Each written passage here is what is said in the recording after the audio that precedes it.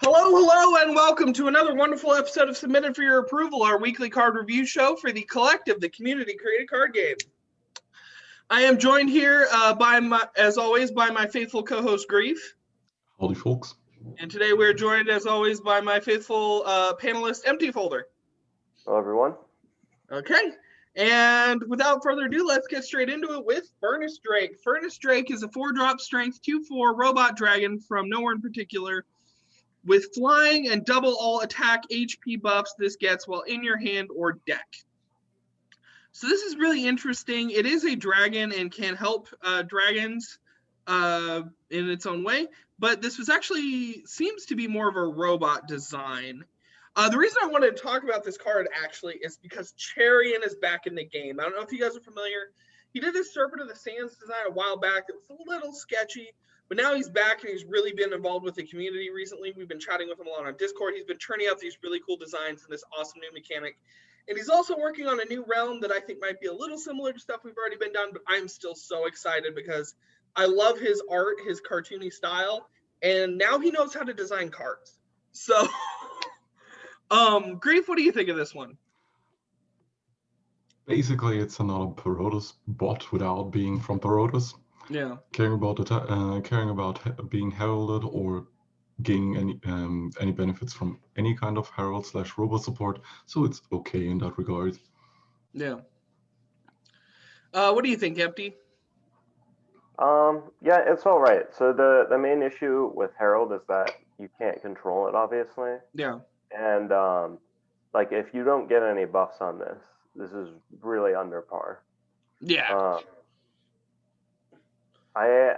It's interesting that it also applies in-hand buffs, that there might be something interesting you can do with that.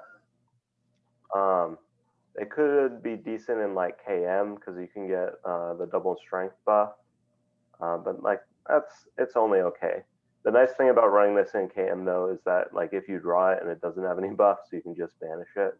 Yeah. I do think like there's going to be, in order for this to like see reliable play, you need to have like some scour effects or something so that you can reliably actually. Which is why it's also a dragon, yeah. Yeah. Grief, in particular, I know that in Legacy, of course, we also have the blue hand buff robots. Yep. So that does this really open up an opportunity of maybe running this in a Penumbra Legacy list? Technically, you can also play it without Penumbra because at that point it's a 5-cost, and a 5-cost flying with X4 is pretty okay, especially since you can Rika combo it out, which means it will cost you like, what is Rika -5 mana for the cost? Yeah. So it's a 0-cost or -1 cost X4 with flying. And even in KM, if you combo it in that way, you still have a duelist attached to it. So even in standard, you can find ways to play around with it. Yeah, I just thought this would be particularly interesting if someone was interested in maybe doing Legacy Penumbra with both the robot styles, or maybe revitalizing that other robot style. So anyways. The issue there is you have to compete with other Legacy decks. Yeah, and that's always the thing. But some people just like jank single-player stuff, so. Exactly. The Experiment Bolt from Tutela is a 3-drop mind action from Tutela with Exemplar, deal 2 damage. This is interesting because, of course, we got the rotation, but we've had to deal without having a direct print of Fireball for a whole rote now, basically. And so now we're trying to get some of these stable effects back in. We've had Matchstick, and now this is sort of an alternative to that, Grief. So why'd you pick this card? It's actually interesting because, sure, it's technically weaker Fireball because it costs 3 and only deals 2 damage regardless of what it wants to hit. On the other hand, it's 2 damage with Exemplar. On average, it basically performs like Plasma Cannon without the extra 4 damage to be good reliable unit removal. On the other hand, you played Plasma Cannon, which was a 3-cost deal 4 damage, and every point of excess damage is gained as XP. On average, this will perform basically similar, just with you having flexibility of hitting face. So this could actually slide into post-rotation Ashgurdy to maybe use this as the last point of ping to also not just ramp the, what was it for, 5 XP plus 2, so 7 XP in this case. It's okay, nothing to basically write home about, but it will find its niche. Yeah, basically, I think the only thing that could really break this is if we did stuff more like the fairy dragon from Misttime. If we made more effects like that, whenever your actions deal damage, they deal an additional point of damage. Even then, it's even then it's basically okay, considering that the fairy dragon is like a 4 to 5 drop. Yeah. So yeah. So yeah, you can't really stretch this right now, but it's a good stable effect to have in, and I'm definitely glad it's in. MT, what do you think? Yeah, I agree. It's a good staple effect.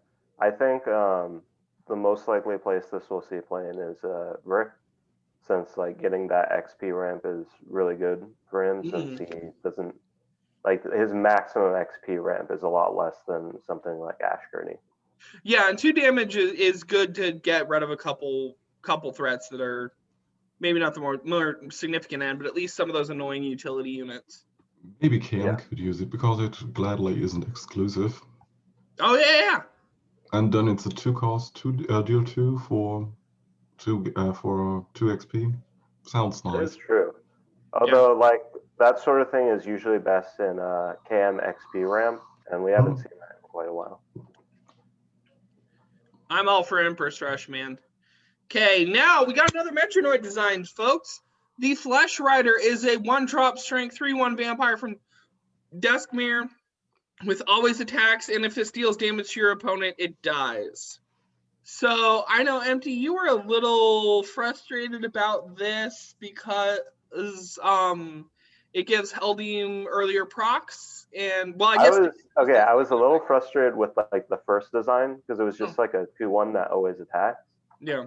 The reason I wanted to talk about like this version of the design is that I think this is great, and if you're going to give Heldim like a way to activate his passive turn 1, this is the way you should do it. Yeah. Because you're losing your first unit. You're basically giving up board presence to lightning bolt your opponent to the face and gain XP first turn. But then next turn you don't have a unit, so your options for getting your proc then are going to be like playing another one of these, or presumably if we get more agile units in strength, there are always attacks. If people still don't want agile and strength, having like a 2-drop that could fill in that. Yeah, well, people were bringing up how it actually doesn't matter all that much on early turns for Heldim because when he's got to get to 4 XP, and this would only get him.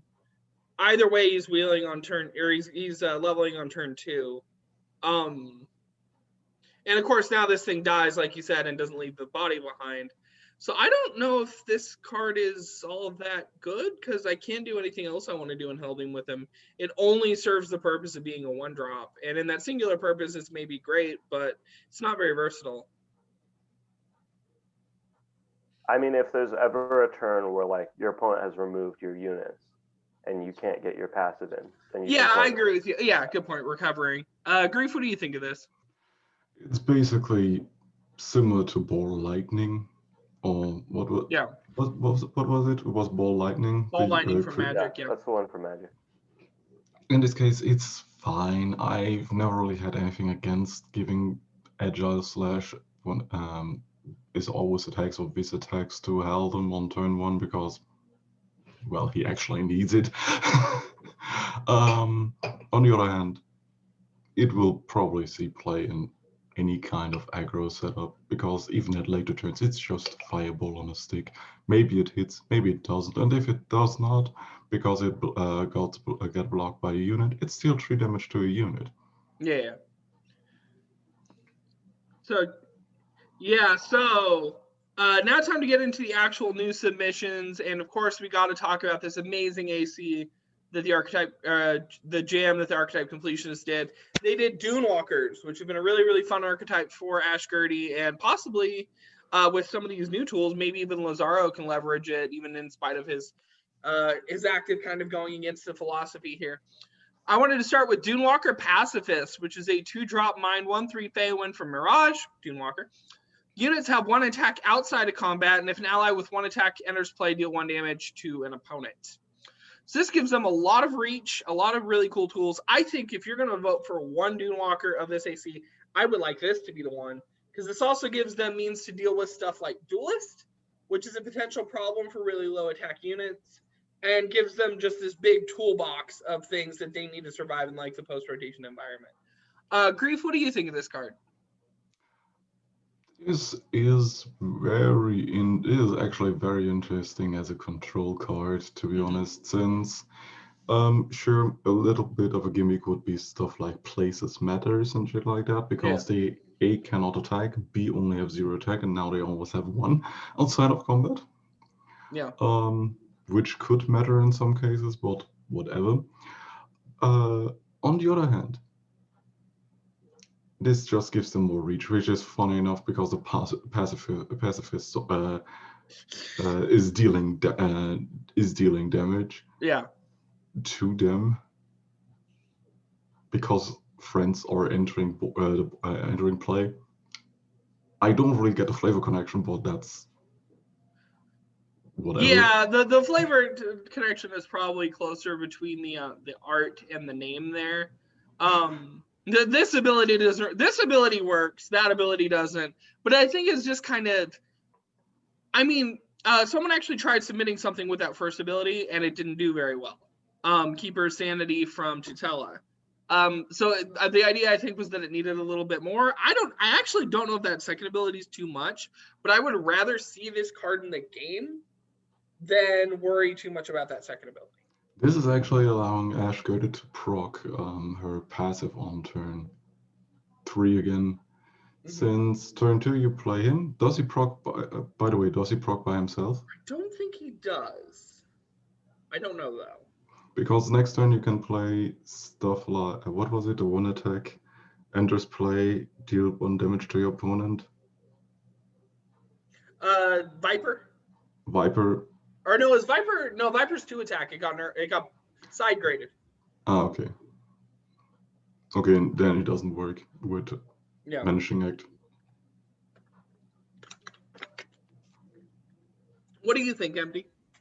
Yeah, so I kind of feel conflicted about this card because I love the first line of text. Yeah, so I'm a bit iffy on the second ability. So it's like a little bit confusing with how the 2 effects interact. Yeah, it makes it seem like it should trigger off any allies since they are all going to have 1 attack when they enter. And then also whether or not this triggers off itself, because it just says N. I would assume it would say. Oh yeah, good point. If it was meant to trigger off like others, but obviously I don't know how it's blocked, so it could not trigger off itself. Yeah, I don't know, because usually the way abilities like that are blocked is that they only work in play, but that does say "and" instead of another. Exactly. So I gotta give you credit for that. It is a little confusing. The art's great. I really like that first effect, and for that reason alone, I think Dunewalkers need this as a tool. Although I can understand people being hesitant about that second ability. Okie dokie then. Let me figure out where my mouse is. There we go. Okay.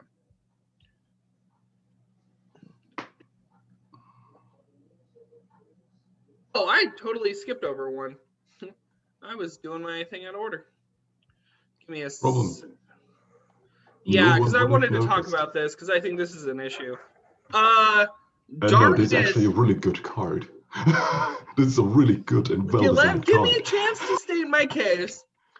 Darkness is a 5-drop spirit 0/3 Spectre event from Morthstall. At the start of turn, banishes, create Desire. Entrance, you choose up to 2 cards for your opponent to discard. Desire is a... Oh, that is... I missed something with this. Okay. Desire is a 5-drop 0/3 Spectre event. At the start of turn, banishes and create Demise. Entrance, both players draw 2 cards and discard 2 cards. And Demise is a 0/3, destroy up to 1 enemy unit and this card. So I was confused about this design because I'd seen some other design that used this event subtype that worked from the hand, the battlefield. So now I got to totally reevaluate this. So I'll actually let you talk about this first, Grief. First of all, this is a very interesting way to build, to design a build-around card because you can benefit from either part of any of the first two cards. Darkness is one of the designs that if people play Shadowverse, they would know the Statue of Seraph, which is basically a win con, but at the end of the turn or beginning of the turn, it changes into another form, and after it's its last form, it wins. And there are certain other designs that basically flip-flop between different modes. This, on the other hand, comes with something that's giving its design space more spice. Yeah, sure, you lose it at the start of turn, but that doesn't hinder you to abuse the entrance effects of the different modes beforehand and build around them. Yeah. Because the first one is a choose up to 2 cards and discard the cards from your opponent, so you can actually use it as some kind of group slug card to basically abuse it to hand loop them. On the other hand, you can also use the second part if you actually manage to flicker it or bounce the desire back to hand or whatever, to loot for both players. You can even use that with Binding Magician in combination. Or you basically try to hit Demise as fast as possible and don't do shenanigans with the first two modes, but try to do it with the last one that allows you to destroy up to 1 unit. Yeah. So I actually do want to take a moment and contrast this with the other event design. I don't know if you guys may have saw it, but it was basically something that worked from hand. So we don't have enchantments in collective like we do in like Magic. This is basically trying to function as a pseudo enchantment, and I think this is a great way to do it. This reminds me a lot of Magic the Gathering's Saga card type, but it's interactive, and it's super interactive at that. My first thought is doing shenanigans with like Grave Rave and Flicker and getting extra mileage out of that effect. Or maybe if you're in, say, KM, do something with like Banishing Act. But that actually does bring up some issue with like, if you could find a way to get off Darkness' entrance effect twice, your opponent's in pretty dire straits after that. But it's maybe a worthy combo to work toward. And so I actually, now that I evaluate this, I had a bad taste in my mouth from the other card I saw that used that event type. I think this is definitely the way to do like an enchantment type card if you want to do something like this. And I'd be eager to see more of these. MT, what do you think?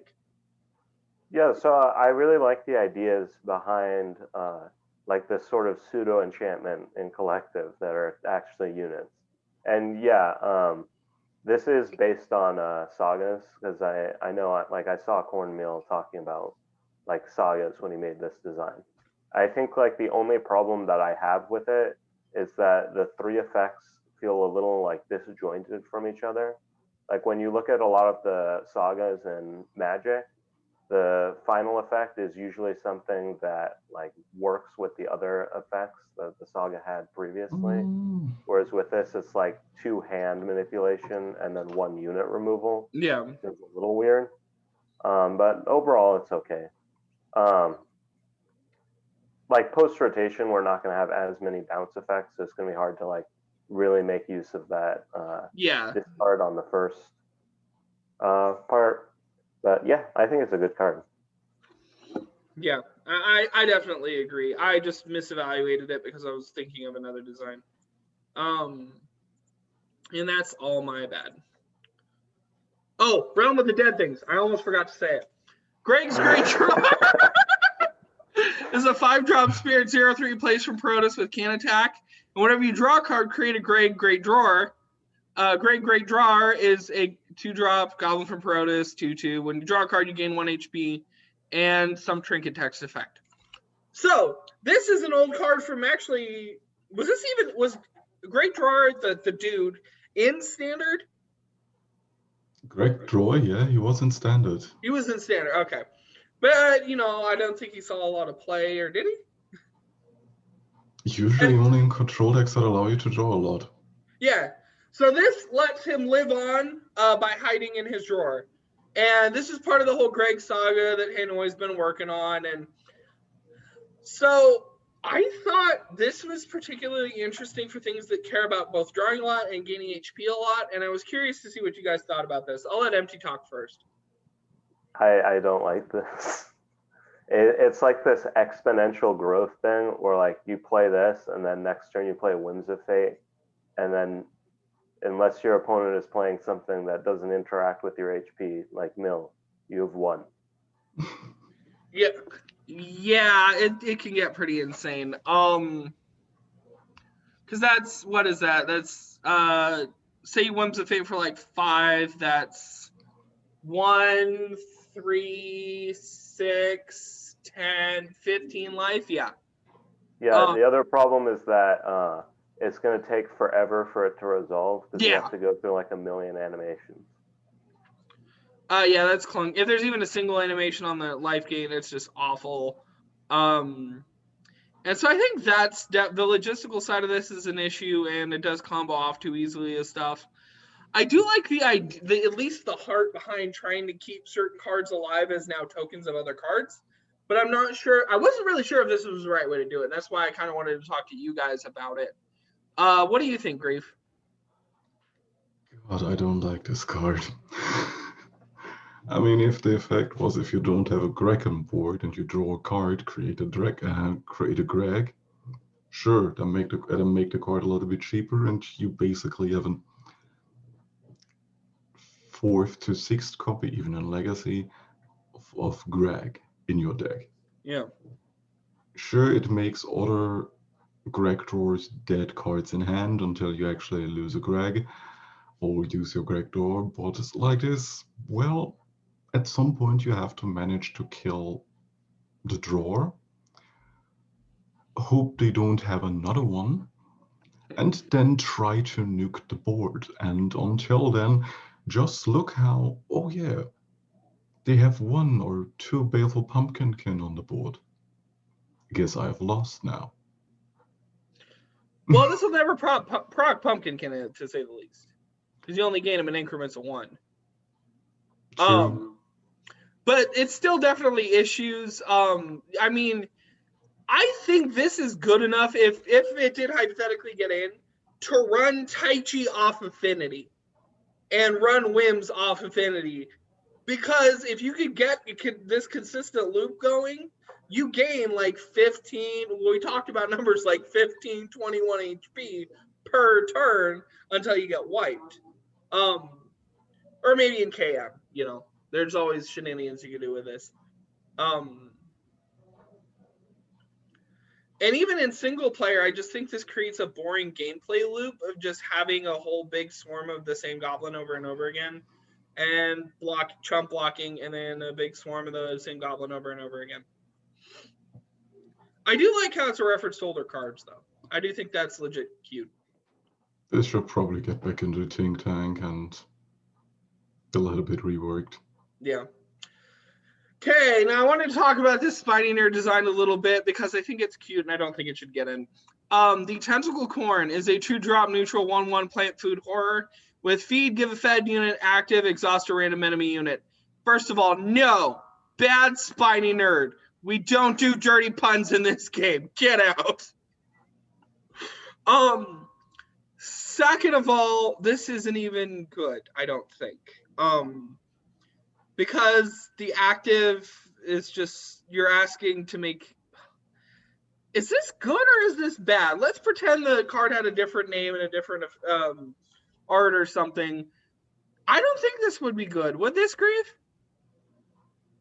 It's okay, depending on what you're actually putting that effect on, since it's technically a control effect. On the other hand, it can hit probably the same unit twice because it's not saying that it randomly exhausts an unexhausted unit, a ready unit. So yeah, I don't really. It's a cute design, and I don't really mind the name too much because we had worse. We really had worse. Yeah, so especially because it's exhaust a random enemy unit, it could hit the same thing twice. That's the thing to note. MT, what do you think of this? Yeah, I think from a power level perspective, this is really, really bad. Because the main issue is that food is basically an aggro deck. Yeah. And this is a control effect, and not a very good control effect either. Like a lot of units, you wouldn't want to have this active because, like, you're giving up the unit to exhaust a random enemy unit. Like you could just be blocking with that unit in order to stop any unit for a turn. Yeah. Yeah, and like the cards that food runs, like Ring the Bell and Hydraxi runs, like those are not control cards. Yeah. So suppose it did have exhaust a random ready enemy unit, right? Then it basically becomes, and if I could get 5 units out, I have like this turbo fog type setup. Would that redeem it? Maybe. Yes, That would and actually be pretty decent.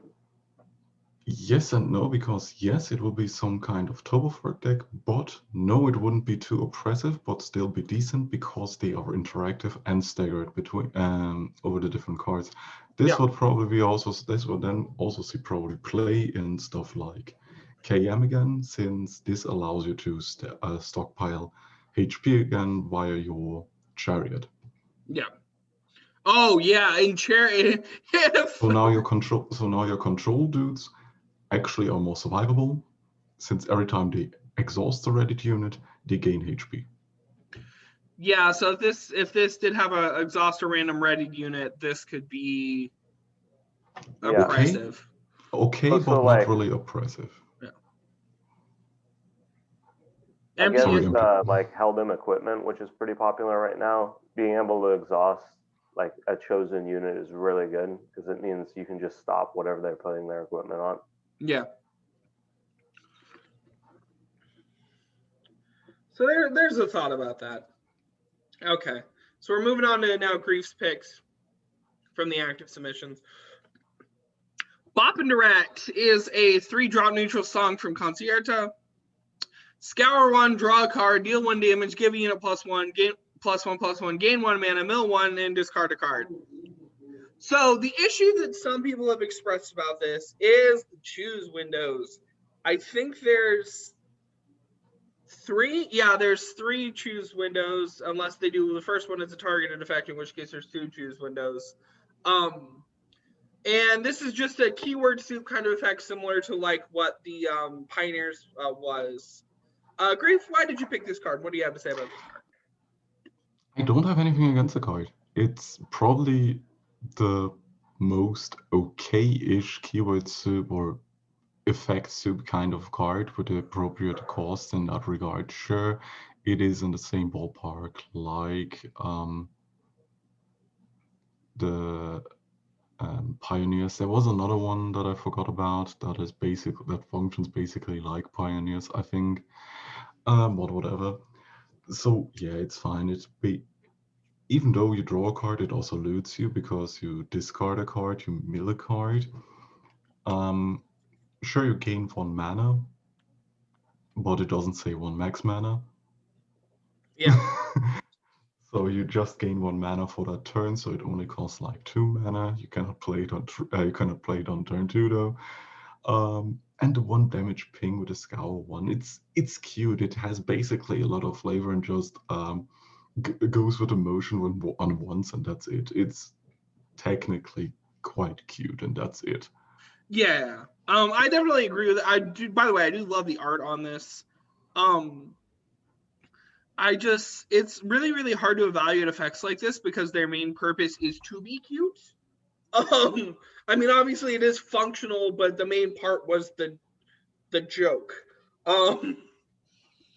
And so it's a little hard to evaluate on those grounds, but it's a nice little keyword soup effect, and I think it's neat.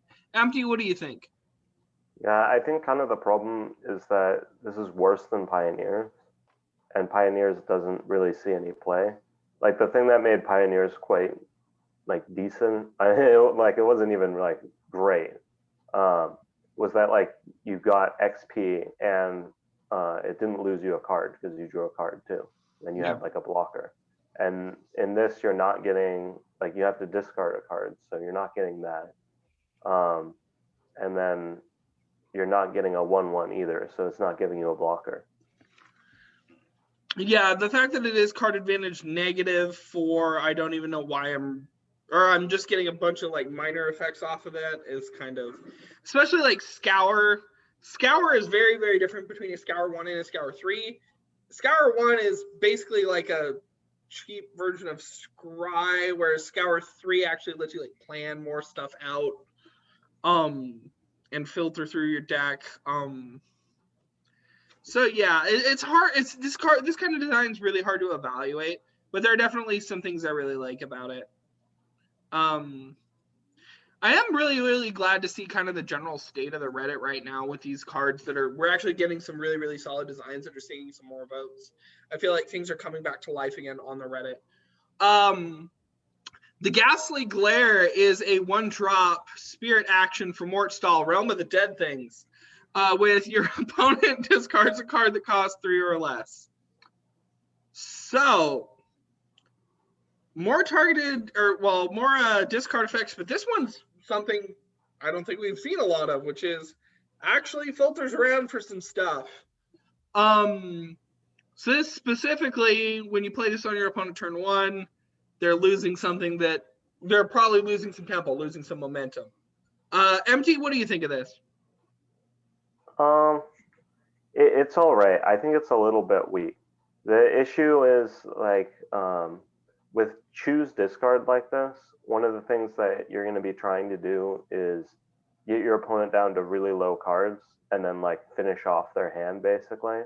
And you can never do that with this because eventually they're going to have only high cost cards and then this does nothing. But like early game, it's all right. Although like you are giving your opponent the choice, so you're always going to get the worst thing out of their hand. Yeah. I just think it has a few too many scenarios where like it's a dead card. Like if they're playing like a deck that generates tokens of any kind, or have like Vicious Stare or Plasma Sploosh or any rebound card, yeah, you're going to be getting subpar value out of it. Yeah, so in I know we couldn't implement this effect in like Magic. In something like Magic, this effect's great, but in something like Collective, we have Rebound, and that's something to note. We also have certain effects that just want to be discarded. Grief, why'd you pick this card? Tell me a little bit about this. First of all, we finally have a fucking 1-cost discard effect since ever that we actually need, and even in Magic, this wouldn't be too good. Yeah. Not because they don't have rebound, because your opponent chooses. The card you probably are referencing is Inquisition of Kozilek, and this is Inquisition of Kozilek, bot bad. Yeah. Fun enough, Corn basically. Oh. Okay, I didn't even know that I was the creator of the card. Oh, hey. No, okay, because I actually wanted to tell a story why this card exists. Because when I tested out the stacks / discard or opponent discard deck, which revolves around Mortal Specters that are functioning like 8-rack from Magic, where they deal damage when your opponent discards cards, and they deal damage when your opponent hits a specific threshold of cards they at least have to have in their hand, or if they have less than 3 cards in hand, they are getting burned. And this deck is slow as hell and clunky to play, and for the longest time we are actually missing a discard effect. So I basically, out of the blue, said I would even be fine if it's a 1-cost your opponent chooses a card with 3 cost or less in their hand, to at least give them the choice, because I know that the community on Reddit is very allergic to discard. And yeah, that's basically it. And Cormia asked me if they wanted, if they are allowed to post that, to post such a card, or if I would post such a card, and I said, yeah, just go for it. I would be happy if you did. I didn't even know that I was the creator, that I was credited as a creator on the card. I mean, you did create it. You just told us. No, okay. So I see what you mean. You think this fills in an important role in an Yes. existing discard deck with Mordstall, and you're even trying to capitulate with the community because we don't like to choose, because this would be Inquisition of Kozilek if you gave the player the choice, basically. Yeah. I wish we could have Inquisition of Kozilek and Collected. That sounds great. I do too, but not anytime soon, sadly. Well, see, I only keep like the really because I usually play single player. Even when I switch to multiplayer, my brain doesn't switch back, and so I'm the kind of guy who keeps the high rolling hands. Where I only have like one early drop to hold me over the rest of the thing. So I would die if Inquisition and Kozilek got in, because there's only one card for me to discard. That was the card I was hoping to play. Just wait until I get to 10 mana. Oh, I'll keep my 2 5-drops and I'll mull away this 1 drop. I've done that before. And I usually win because I'm playing against the single player. So we all actually picked at least one card from the AC, because I think we all loved this jam, didn't we?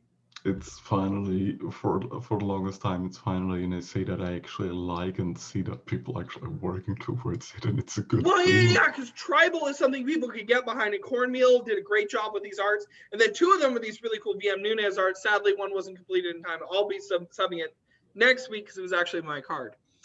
Dunewalker Archer is a 2-drop neutral 1/2 Feowin from Mirage, a Dunewalker. When your opponent takes exactly 1 damage, they lose 1 HP. So this is filling the role that Pyromancer filled, except now this is better Pyromancer. I don't think that's too much to say. Grief, do you agree with that assessment? Yeah, this is better Pyromancer. Yeah. Because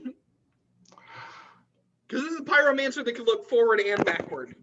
If you play this first, usually you want to play your Pyromancer last on top of the stack to avoid losing tempo. This you can play first and you don't have any qualms about it. So you want to talk more about why you picked it, or? Oh yeah, okay. First of all, it's a neutral Feowin from Mirage, which we haven't seen so far. Second of all, this combos pretty well with any kind of Mirage package, since, oh yeah, even if you don't play the Dunewalker rest of the package, you can also play this in KM as well without anything else. Oh, here's a random ping, lose 1 life. I'll drop my Pacifist. Now I drop this. Oh yeah, sorry, I ping you for 1. Oh, you're losing 1 life. Maybe I should also try this out on Legacy. Wow, it also works with stuff like Flare. Now my flares are 0 cost to deal 2 damage. Man, this feels nice. This gives Burn such an increment. It gives Burn so much mileage. And Twin Kunai in Legacy. Deals 4 damage now. That is insane. I like that. I wasn't even thinking about like spells. That is great. In addition to that, play this with any kind of entrance matters card, like as I mentioned, the Pacifist or Archer, which then, if you even play both together, this would mean you're dealing 3 damage for each unit you're playing. Yeah, I don't even think it's so much to say that if Pacifist and this got in the game, you could run probably like a Dunewalker, almost Dunewalker free 1-attack matters deck with just these 2, because they get so much mileage out of it. And that's not even taking into account any kind of flicker shenanigans. Yeah. You do that and flicker shenanigans, fill it in with some neons, because there are actually quite a few neons with 1 attack. And you could just run this like hodgepodge version of it that's only slightly relying on the Dunewalkers and slightly relying on other stuff. I like that. Some people are probably going to think this is too much, and after seeing this, they're going to like downvote it, which please don't. Give it a shot. MT, what do you think of this? Yeah, I mean, this is a really great effect for Dunewalkers. So one where like you actually have to keep your units at 1 attack, which is something that like not many Dunewalker designs we have currently care about. Also for like standard stuff you can do with it, Plasma Splish again. That's a card that like should be pretty good in Ash, but Ash has just been completely overshadowed by a bunch of other Mind Heroes, so hasn't really seen much play there. And I think like with this and Pacifist, the reach you're gonna get is gonna be enough that it may like bring Ash back into the meta. Which, I mean, I think was kind of the goal here. Yeah. Well, that and like keep Dunewalkers around post rotation. Yeah. And I think that would be really great to see. The Lizathep Obliterator is a 7-drop spirit 6/6 undead Lizathep from Mirage with life 1, deadly, and entomb. Choose an enemy unit to banish.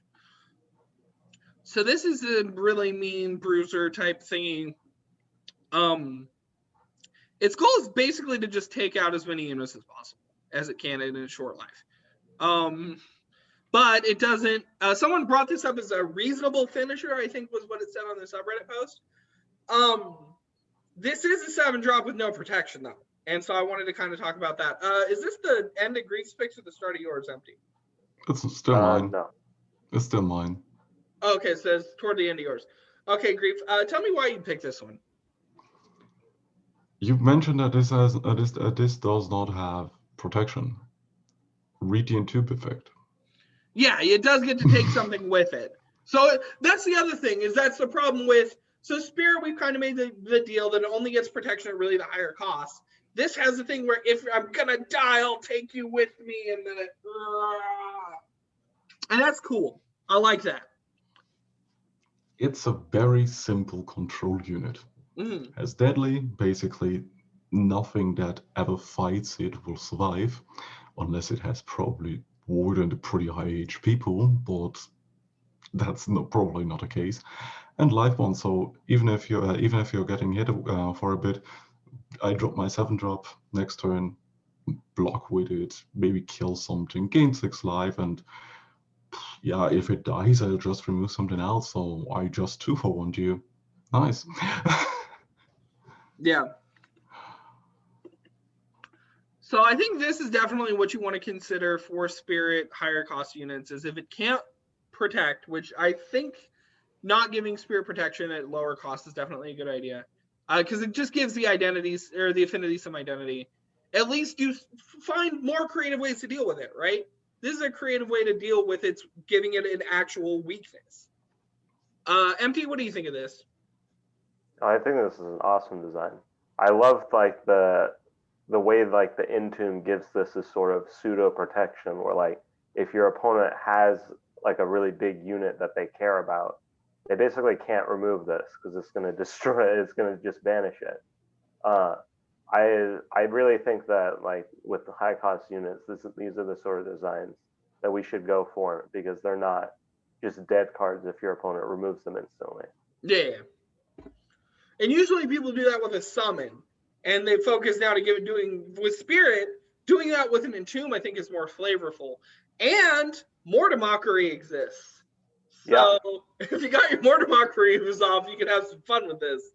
Mortar Mockery and then Marie too. That's a pretty good entomb to get. You could Grave Rave this. Oh, yeah. Killing it and reviving it. Oh yeah, I triggered my entomb.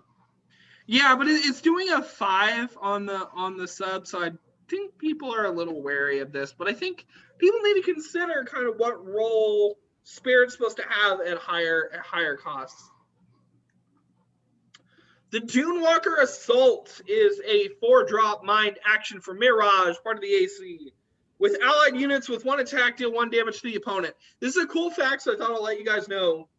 Wujek blocked this so that each existing Dunewalker has a different animation for the assault. He went through the effort to pick unique animations for them. Nice. And I just figured I wouldn't let that go unappreciated. This is actually the beginning of Empty's picks, so I'll let him talk first. Yeah, I mean, I've got to be honest. A good portion of the reason I picked this card is because the art is spectacular. Yeah. I really wanted to like see that. And then like for the effect, I think it's like a good Dunewalker payoff. Like obviously this is supposed to be their finisher. No.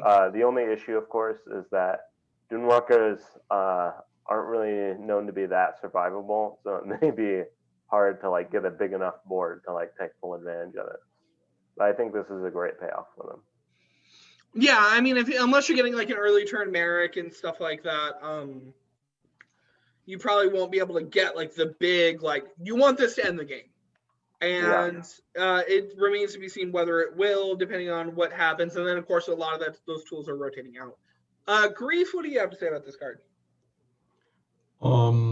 So just for a second, this basically allows you to drop Dunewalker Rogue on turn 1,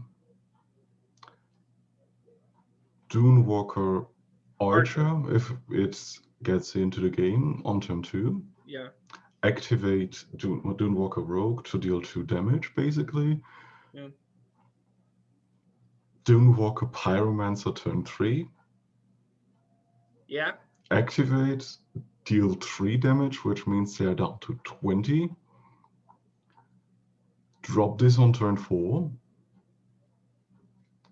Which means, because now every one of them deals 1 damage, it's 3, that's 9, plus 11, no, plus 12 again. That means they're at 8 HP at the end of turn 4. I like this. You're right. Yeah, no, you can do some pretty cool. I mean, that's of course the God Hand setup, but yeah, no, I don't even think this is unreasonable. And the other thing is, maybe this isn't a finisher, right? So say you got Merrick in, you're able to get a Merrick in. You can use this to force proc your Merrick an additional time, which can then give you the leverage you need to hopefully do what you need to do to finish out. So yeah, beautiful art, beautiful design. And of course, an amazing work from V. Munez and Wujek, and taking the effort to block all that special stuff out for the Dunewalkers. This is a good design. It's doing fine on the Reddit. It's at 19. It's probably going to get in. I'm glad we got to talk about it on the show. I'm loving this archetype. Hey, now let's talk about Usher the First Word. People are really worried because we have a lot of finishers rotating out. Usher the First Word is a 12-drop mind exclusive 11/5 Godbird Arcanist from Mirage. With flying and summon, draw 3 actions, play all actions from your hand in order oldest to newest. This is both designed and arted by Plopka. So this is super interesting. Plopka just had this art and wanted a realm for it and wanted kind of like to build this into the lore a little bit. Obviously, Mirage is losing Nepthet to the rotation, so Nepthet is still playable, just in single player. And this actually gives us a really fun idea for a non-action spam action matters thing. Because ideally you want to be playing this for your big actions instead of your small ones. Grief, what do you think of this?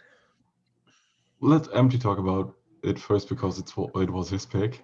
Okay. I try to let you guys take turns. It's just hard to keep track of that in my head. Empty, go. Yeah, so you can tell Plopka designed this because it's mind exclusive. Yeah. Yeah, I think this is a great design for a finisher. Like, we are losing a lot of them, especially in Spirit. So I'm hoping we can get some new Spirit finishers. But I really like this design because in order to like take full advantage of it, I mean, basically this can be an instant win if you're building your deck around it. Yeah. But the problem with doing that is that you have to build your whole deck around it, which is really cool because it turns like deck building into like this interesting strategy. You're like, okay, how much do I want to sacrifice to make my finisher better? Yeah. So if you're running like a really low action stat, you can get exactly what you want from this. But then of course you're going to have less other actions in your hand when you play it. So you may not be getting full value. And I think that's like a really interesting balancing act that you're going to have to do when deck building in order to make this as good as possible. Yeah, and especially because Spirit tends to be more the affinity that has the like actions on a stick type thing. We see some of them in every affinity. but like it has to find a way to make up for what it's lost. I do think personally you don't have to run like just the finishers on this. I think you could run maybe 1 or 2, obviously running 3 copies apiece of like just good actions that are just value throughout the whole game. But obviously you're gonna want to hold off running. You want to keep your actions close to a minimum. Except to win with this. You want to win with this guy. What do you think, Grief? The thing is, people talk about it like it's a finisher card. Funny enough, it is actually not a finisher. It's a really heavy value engine. Because building it as a finisher also means you're building a bad deck or a deck that does not actually need him, because he's way too slow to actually play him to use him as a finisher. He's a 12 mana cost card in a deck that you have to, if you want to finish the game with him, play heart removals, control cards, maybe draw engines, maybe some mana ramp. And at the end of the day, why aren't you just playing action spam? You catch my drift. On the other hand, if you actually look at him as a big actions matters and toolbox high value engine that you can maybe ramp out on turn 7 to 9, if you're building the deck in that regard, you can hand loop your opponent, draw to 12 new cards if you care about it. You can.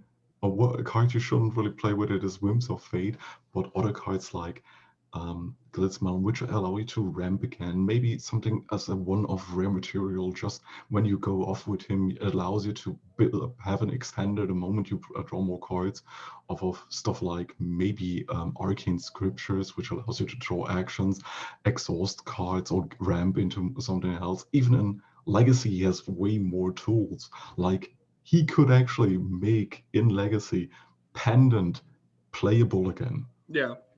Because then he's basically not your finisher, but the combo piece that allows you to make your deck 0 cost after you play him. So he is not or in most cases, he's not the card that kills you, but he enables the stuff that allows you to win the game. Okay. That's an interesting perspective, and I think definitely some people will be really excited about. I think the big point with this is people are going to be excited to build around this, and that is fun. He's an exciting build around, and that is something that we're going to need some more of post-rotation. And people, because of this speed of the meta, sometimes they keep their focus away from like the higher end. But maybe we can get some exciting stuff and maybe slow things, I don't know. Yeah, like for really late game cards like this, build around designs are definitely my favorite, because it gives you a reason to like run your deck differently and not just run the same finisher in every deck. Yeah. Okay, the Venerated Goblin is a 2-drop neutral 1/3 Goblin Priest from Protus. I've heard advanced word that is going to get soft vetoed, so let's pretend like that's not there. When a unit dies, its controller must lose 1 mana if they can't banish it. Ooh. Okay, so this is like Grave Hate. And a reasonable Grave Hate at that, I think. This is another Metronoid design. MT, why'd you pick this? Oh, I think it was a great design. It's like the Grave Hate aspect of it is pretty minimal since they have to not have any mana. But it's like self-sack hate too, because every time they sack a unit, they're going to lose a mana. Yeah. And then, of course, this is like a pseudo-stacks effect, because if your opponent has a bunch of units, you can just clear their board at the start of the turn, and then they can't play anything. Yeah, none of those things you said convinced me that I don't like this card. Yeah, no, you don't like it, but those are all the things that make me like it. Of course. I mean, it's one of the best stacks hate pairs in recent history on the Reddit. The things that he basically shuts down is in the same ballpark like Thought Suppressor. Oh, you draw a bunch of cards. Well, sucks to be you. You don't have any mana left. Yeah. So he just fits straight into the same deck, and I would play the hell out of it. And I just love it that he's a 1/3 so he can actually play into the one attack matter stuff.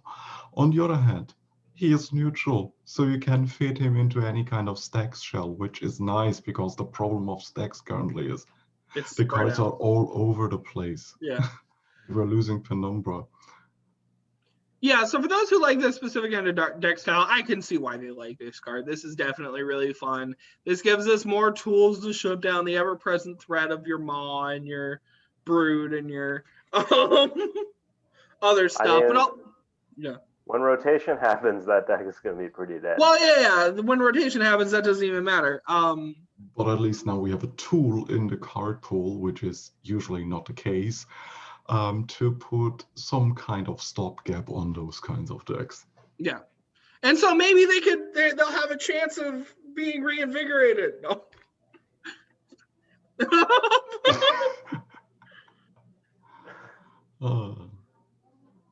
A guy can hope, right? It's not actually doing that well on the sub though, so sadly, maybe we're lucky. Maybe. I have no idea what I'm going to see on midweek. I'll just be honest with you guys. It's just, especially because we've seen stuff with really low vote counts get on midweek recently. It's just going to be a dumpster fire of confusion. Wild Wailer is a 6-drop spirit 6/6 Spectre Giant from Mortstall, Realm of the Dead Things. With Agile, Overrun, Untargetable, and when this deals damage, it loses Untargetable. So this is referenced, this is kind of similar to something called Submerged Predator from like a really, really old like Legacy pool. It's got protection, but it makes sure it's going to deal damage once and precisely once. So this is another thing about dealing with Spirit's relationship with protection that I think is another interesting solution. Grief, you want to talk about this one first? Very, very cool mid-range to late game beat stick that allows you to play it in a shell similar to Tusknewt. It's a 6 called 6/6, so it enables a Tusknewt because it has 6 attack value. It allows you to basically get unmolested to your opponent with the Overrun and the Agile, so you get immediate value out of it. Some mid-range decks are finally having seeing some love with this dude, and he has the Giant Tribal, which only partially matters because Obsidian Giant, A, it rotates out, and B, Obsidian Giant only grants Overrun to other giants. But still, in Legacy, you could benefit from this dude since Obsidian Giant now gets reduced by 6 mana. Mm-hmm. What do you think of this, Empty? Yeah, the reason I picked this card is because I really like the design. I think it's a great way of giving Spirit like this interesting reach, where it's like you're like this hit is going to get hit, and then after that maybe your opponent can remove it. I also think we really need more untargetable designs because after rotation we're gonna have 3 cards that reference untargetable. All of them referencing the fact that they can't have it. And I think this is a really good way of doing that. Because like your opponent can interact with it afterwards, but if they're low on health, like they're gonna have blockers up for this. Yeah. So yeah, I definitely think this is an interesting solution to a couple problems. Gives more to the ever-growing realm of Mortstall. I think they're like bigger than Carthy now. They might be bigger than. Are they bigger than like Swiatlo? I gotta take a look at it because I see them getting stuff in and all these cool new designs week after week. But I don't know that for sure. So fact check me in the comments or whatever. I think that was the last one on my list. So I'm gonna stop the share. Okay, this was a really fun week. Like I said, I'm very excited to see what's happening on the subreddit. I think things are taking a turn for the more interesting, probably motivated by like the fears of what's going to happen after rotation, but whatever, it works for us, so we're going to sell it. Grief, again, as always, so great for having you on. It's always nice to be here. and Empty Folder, again, good to have you. Yeah, thanks for having me. I like it. And I like how you mixed it up and you had the closet thing in the background like open this time. It's usually closed. I'm paying attention to EMP. So anyways, like, comment, and subscribe. Remind me why I'm doing this, and keep playing collective and keep voting on cards. Bye.